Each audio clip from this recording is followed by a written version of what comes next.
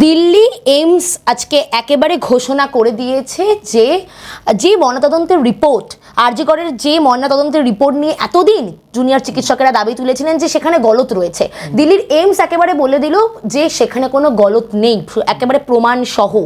তাহলে কি এই যে জুনিয়র চিকিৎসকদের আন্দোলন সেটা বৃথা হয়ে যাচ্ছে, ব্যর্থ হয়ে যাচ্ছে? আন্দোলন ব্যর্থ হবে না বা আন্দোলন ব্যর্থ হয়নি। একটা জিনিস মনে রাখেন, এইমস বলে কিন্তু ভগবান বলে কিছু নেই, ঠিক আছে? আমাদের সুপ্রিম কোর্টের রায়ও দেখেছি, আমরা সিআইডির রায় দেখেছি, আমরা ইডির, আমরা সিবিআই দেখেছি। আসলে তো এর পিছনে কোনো মানুষ আছে। আর এই যে ম্যানেজ মাস্টার চলছে না, যদি সব কিছু নর্মাল থাকতো তাহলে একজন অপরাধীকে ধরতে কেন টালা থানার পুলিশ এত ডিলে করলো?